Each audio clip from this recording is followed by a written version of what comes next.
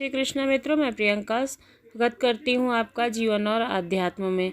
मित्रों, कन्याओं को गलती से भी ना खिलाएं, ये चीज़ नहीं तो हो सकता है बहुत ही भारी नुकसान। आइए जानते हैं कि वो चीज़ें आखिर क्या हैं। जैसा कि हम सभी जानते हैं कि नवरात्रि की शुरुआत हो चुकी है और लास्ट में अष्टमी और नवमी आती है। इस दिन लोग व्रत खोलते हैं और इस दिन कन्या पूजन भी होता है। दुर्गा अष्टमी के दिन महागौरी के स्वरूप की विशेष पूजा की जाती है, इसलिए इस दिन को महाअष्टमी भी कहते हैं।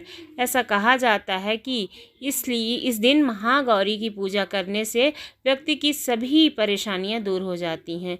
इस वीडियो में हम आपको बताने वाले हैं कि अष्टमी के दिन कन्या पूजन के समय कौन सी गलती नहीं करनी चाहिए, वरना माता नाराज हो जाएंगी और आपको पछताना पड़ेगा।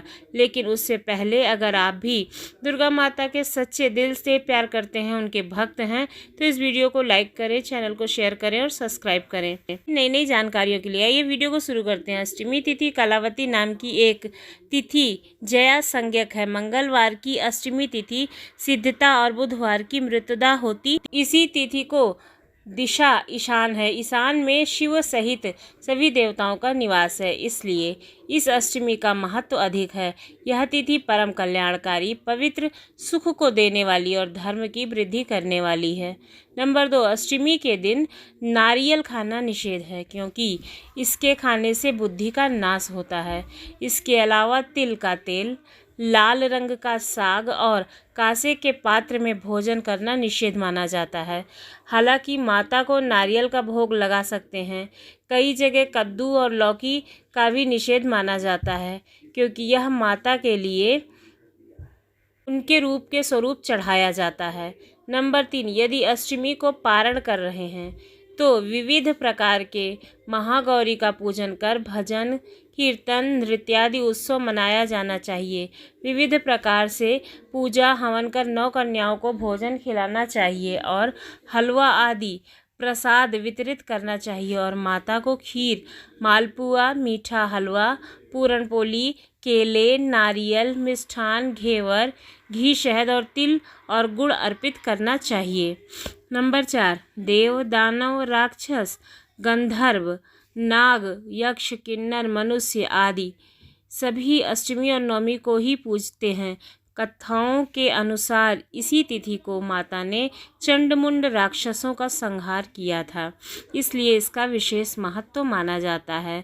नंबर 5, अगर आपने नवरात्रि के पूरे व्रत तो आखिरी दिन जरूर ना करें कोई गलती। कई लोग अष्टमी की रात में 12 बजे करते हैं पारण, जो कि गलत है। नवमी के दिन सुबह पूरे विधि विधान के साथ ही व्रत खत्म करना चाहिए। इस दिन दुर्गा सप्तशती का पाठ करने के बाद पूरे विधि विधान से हवन करें और कन्याओं को भोजन कराने के बाद ही इसका समापन करें। नवमी के दिन लौकी खाने की मनाही होती है। अगर नवमी गुरुवार को हो तो इस दिन केले और दूध का भी सेवन नहीं करना चाहिए, लेकिन नवमी गुरुवार को नहीं है तो आप सिर्फ लौकी ना खा करके और कुछ भी खा सकते हैं। नंबर 6, अष्टमी के दिन कुल देवी की पूजा के साथ ही माता काली, दक्षिण काली, भद्रकाली और महाकाली की भी आराधना की जाती है। माता महागौरी अन्नपूर्णा का रूप है। इस दिन माता अन्नपूर्णा की पूजा होती है, इसलिए अष्टमी के दिन कन्या भोज और ब्राह्मणों को भोजन कराया जाता है।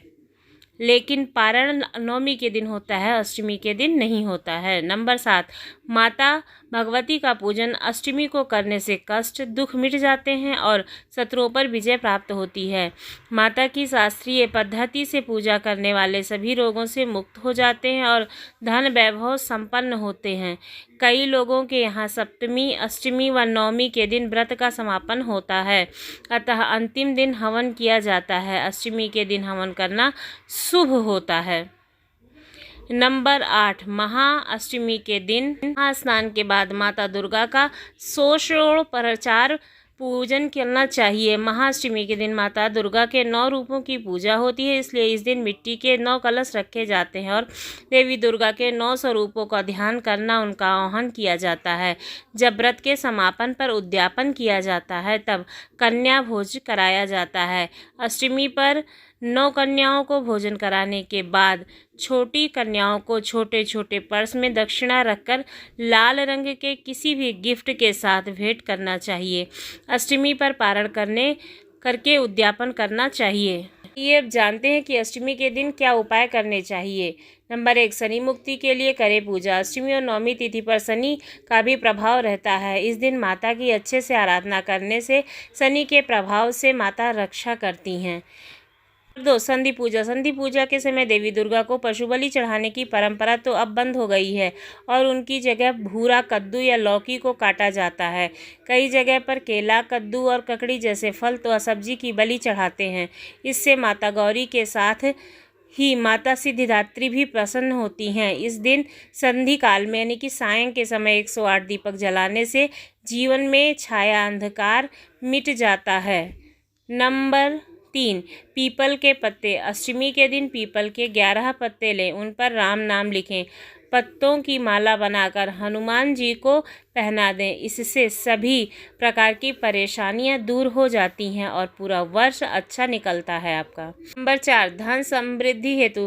कहते हैं कि स्थित लक्ष्मी प्राप्ति के लिए पान में गुलाब की 7 पंखुड़ियाँ रखकर माता दुर्गा को अर्पित करना चाहिए। नंबर 5, मनोकामना पूर्ति हेतु। नवरात्रि में 9 दुर्गा की आराधना के लिए लाल रंग के कंबल पर बैठना बहुत ही शुभ माना जाता है।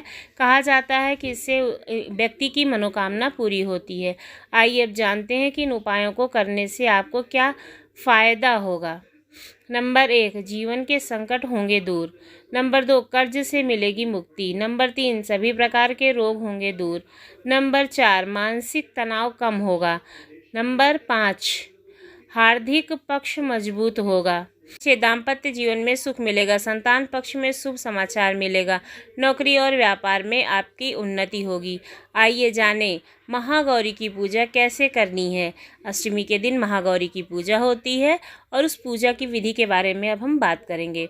अष्टमी पर माता गौरी ये रूप की पूजा होती है। माता का वर्ण पूर्णतः गौड़ अर्थात गौरा है, इसलिए वे महागौरी कहलाती हैं। देवी मंदिर में लाल रंग की ध्वजा, पताका, परचम, झंडा किसी भी दिन जाकर चढ़ाएं। अष्टमी के दिन माता यदि सुहागन महिलाएं माँ गौरी को लाल चुनरी अर्पित करती हैं तो उनके पति की उम्र बढ़ जाती है। माता को इस दिन लाल चुनरी अर्पित करनी चाहिए।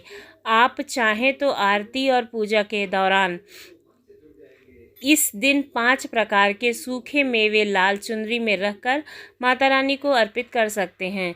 अष्टमी के दिन माता के मंदिर में जाकर लाल चुनरी में मखाने, बतासे के साथ सिक्के मिलाकर देवी को अर्पित करें। इसके साथ ही देवी को मालपुआ और खीर का भोग लगाना चाहिए।